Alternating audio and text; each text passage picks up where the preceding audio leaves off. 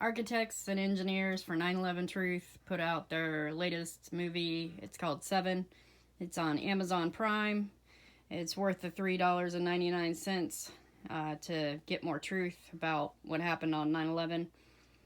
This is a 4-year study done at the University of Alaska. And at the end here, you'll see the link to their study, and you can read it for yourself. It's our obligation, it's our duty to basically find the engineering truth, not necessarily the overall truth. The work that we're doing is ultimately going to make the difference. I have that confidence, because I know the truth always comes out. The fact of the matter is, if there's a problem with the collapse of Building 7, there's a problem with 9/11.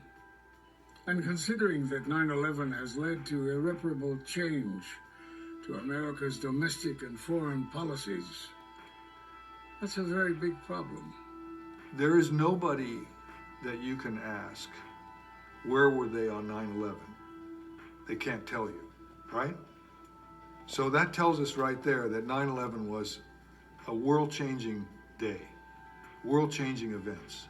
So many times I hear post 9/11, pre 9/11, everybody divides world history now from 9/11 before and 9/11 after. That's the reality of the world that we live in. We all know that the world changed profoundly on 9/11. And it's all built upon this premise. And the fact that it could be a different story, I think it's hard for people to face that. Like the story says, I mean, what are you going to tell your granddaughter? That you did nothing? I mean, I hate to see the planet destroyed, people's livelihoods getting destroyed overseas, and I mean, it's just very disturbing.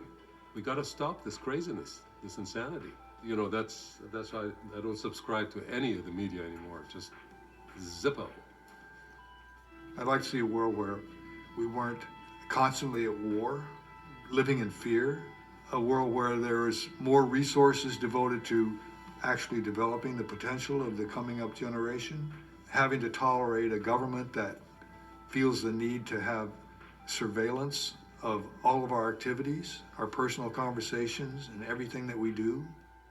The only difficult thing about change is change itself. Some people don't want to do that. They're afraid to do that. They don't want to open that door. They're willing to go in and out the other door that they've used for years and years, and it works fine. I don't know what's behind that door, and I don't want to go there. That door that you've been using, it works fine. The hinges don't squeak, and the latch works. What more can you ask? I'm worried. I'm worried about this country right now. We just seem to be doing a lot of yelling and screaming and no hearing, no listening. Maybe some hearing, but no listening. So are we in a post 9/11? Yes, we are. Does that mean just that is a problem? I think it's bigger than that. I just don't know where we are right now. It's a bit troublesome.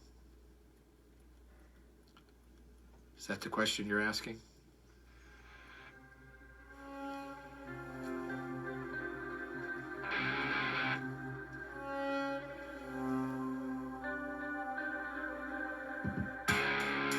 (9/11) 5:20 p.m. Tower 7 collapses, much to question. This report faulty, needs correction. Lies used as weapons against facts, pure deception. The truth is the truth, there's no neglecting, detecting a cover up. What's the connection? 7.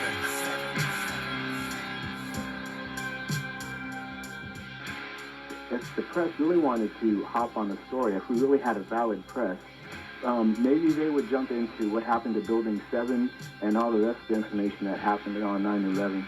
Thank you, sir. Oak Creek, Wisconsin. 7 did not fail due to fire. Proof prevails. Explosions heard, yet a search for explosives never occurred.